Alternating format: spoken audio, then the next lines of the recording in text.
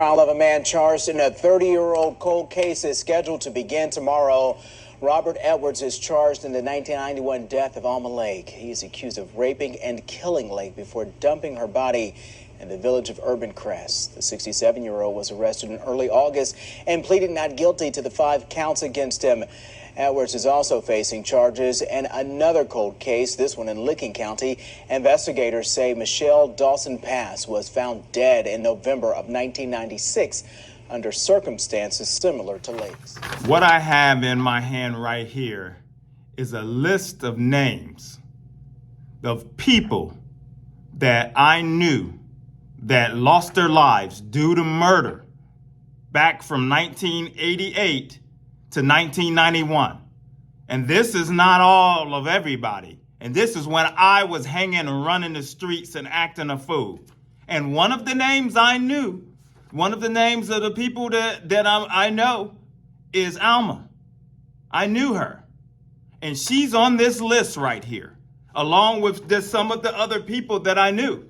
And on top of this, I had some notes in here, guys. I had to bring the notes back because this message is a serious message. And this message right here is the point I want to make here is that these people, Alma, unfortunately, she got involved with drugs at that height of the crack epidemic, as so many other people lost their lives or just destroyed themselves with the crack. And she was she didn't take no crap.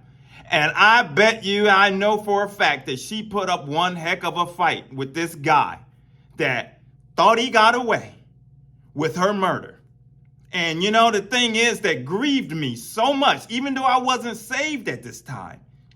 What grieves me so much is what I tell you, what I was telling you in my last message, certain times of the year, I think back to when certain things happened when I was out there and people I knew and people that I knew that lost their lives. I always think about them. And she would come to my mind every now and then where I'm in that area and I think about whatever happened with that case.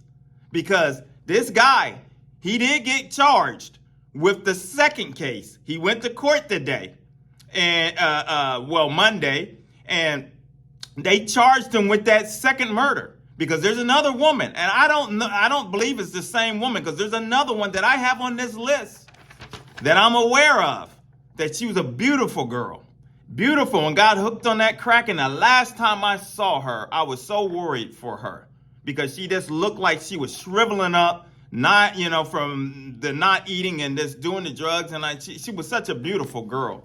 And then months later, I remember they found her naked, beaten, and was thrown in a dumpster.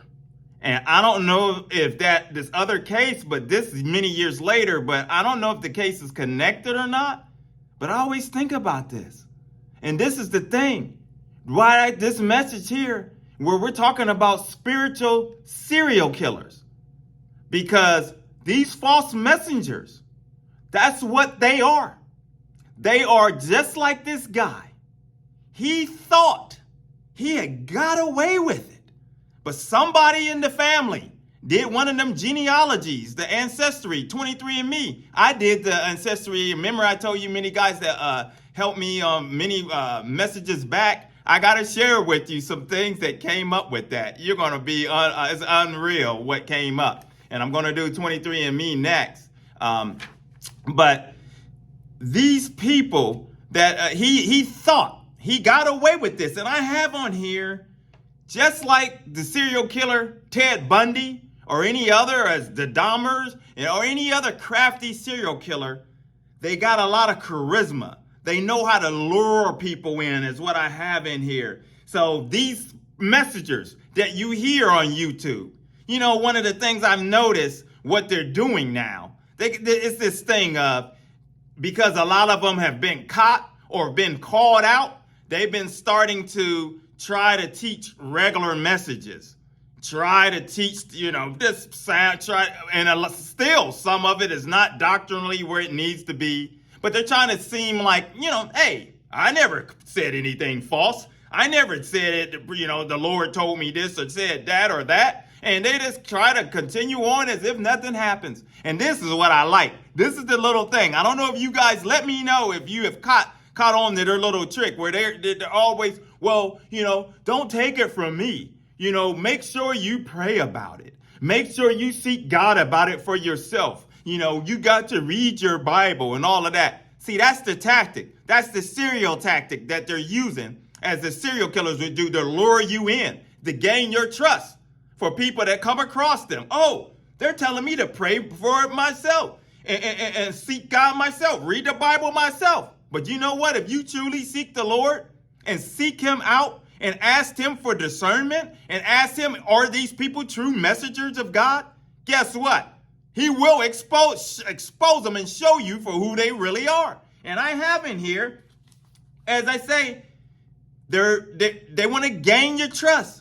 Just like Ted Bundy, one of his old tricky tactics what he would use is he would put a fake cast on and have some woman or somebody help him to his car and act like he has a ton of books and he's struggling. And then when he gets you over to his vehicle, he hit one woman in the head with a crowbar. And then, he had all kind of little tricks. Very well spoken. And that's how they do. It be the person that you will not think that they're capable of any kind of harm.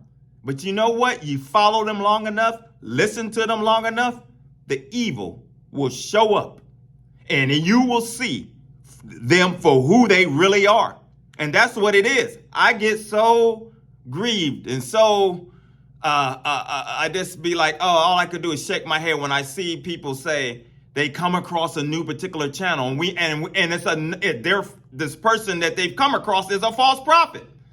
And they come across the channel. They say, I'm so glad I come across your channel. I'm new here. I'm subscribed. Thank you. True man of God, true woman of God, and all of this stuff. And I'm like, oh no, you've been baited. You've fallen into the trap. You've been lured in. The spiritual serial killers have pulled you in. And that's ultimately the one they got you. Ultimately, the devil's goal as he uses these people is to destroy you, because now you're lured in. You're going to become hypnotized more so, for lack of a better word. You're going to be drawn in, and you'll find yourself like thousands of these other subscribers, followers, drawn in, and you'll defend that false messenger of God and all of this stuff. And if you notice, these false messengers, they're raking in. That's why I call them spiritual killers.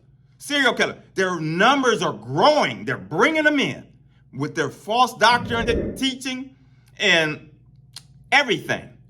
They're drawing them in, and the devil is plucking them off one by one, using these types of people. And just like this guy thought that he got away, you know what? You false messengers and these false messengers out here, you're not going to get away with it. You think you're going to get away with it. But guess what? God has got the DNA. He's got the DNA of lying and the DNA of messengers that do not have the Spirit of God with them. And that's what he has. And their names is not written in the Lamb books of life. Their name is not there. And guess what? They're going to find themselves damned and doomed. And the joke's going to be on them.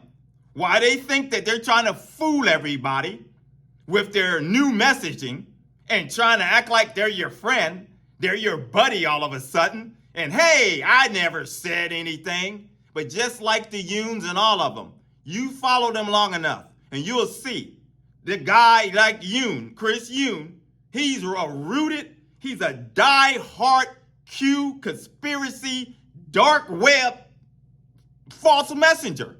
That's what he does. He's trying to come out with these shorts and all of this stuff right now, trying to act like he's this great encourager and this and that. But ultimately, we know who he is. We know who Robin Bullock is. We know who all of these messengers are that show up on all of these Sid Roths and all of these people that are running around that's continuous and in and up and down to heaven. I mean, all kinds of stuff. Some of these messages is getting, I saw something on Sid Roth talking about the anointing oil of some sense. And I mean, these messages are just somehow they are finding a way to twist everything. Well, you know what? We don't twist it on this channel. What we do on this channel is we call them out. And it's funny because some people, they think, oh, I come across a channel where somebody is speaking about God, this, that, or that. And the minute I bring up one of their false prophets, boop, off they go. They unsubscribe or they say something crazy and off they go. And that's fine, because you know what? We don't want no false messengers or people that's pushing nonsense on this particular channel. We try to speak the truth, and we do speak the truth. And if I'm in error or anything, it's out of, like I always say, charge it to my head, not my heart or whatever, because it was an honest mistake. And my messenger, my subscribers out there, I know you will correct me. I don't have any problem with correction. If you notice, a lot of them, these false messengers, they don't want to be corrected. That's why they turn the comments off. That's why you never see them ever comment, a whole lot of them. And then the others, there's a few, one in particular, I'm not going to say his name, but he just loves to rant. It's the same old broken record, rant. And it's like everything is personal to them, but they want to be in a leadership role. Boy, you can't be in no leadership role and serve the Lord with every little thing that comes your way. I mean, you take it personal, and you can't take the heat that come. I mean, you're not going to last out there. The devil is going to have you for lunch time and time again.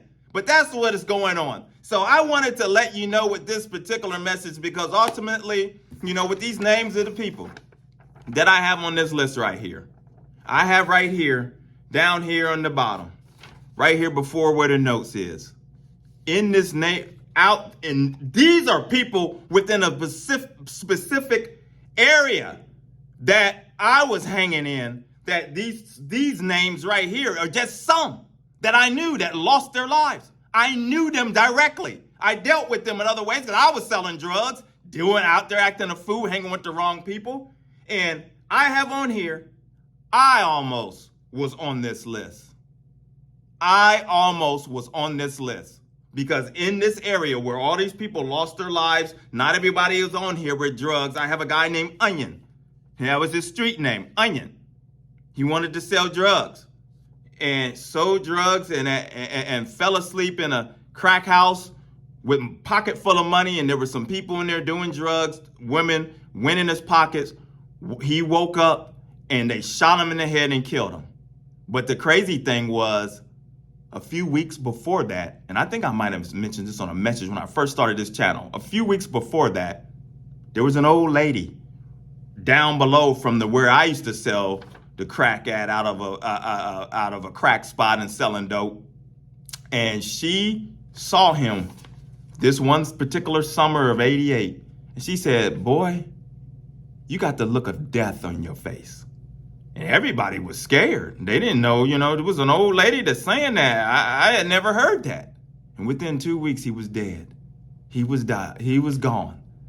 And and this is the kind of stuff that's here. And I almost lost my life in this particular at a minimum of 6 times. A minimum of 6 times. And this don't count with the other stuff where I had a home invasion with my family there and other stuff that has happened. I probably have the Lord was with me. But out here, I would have been on this list. And that's why I get so emotional, so thinking about this stuff, thinking about this time of the year. I remember when I got saved, and I had to probably do a separate message for this to talk about how I came back to that neighborhood and how the Lord used me. So I'll maybe just save that for a whole nother message, because otherwise this will be too long. But I'm thankful. I never forget. There's a song from the great Yolanda Adams, for those of you that know the gospel award winner. She has a song called I Always Remember.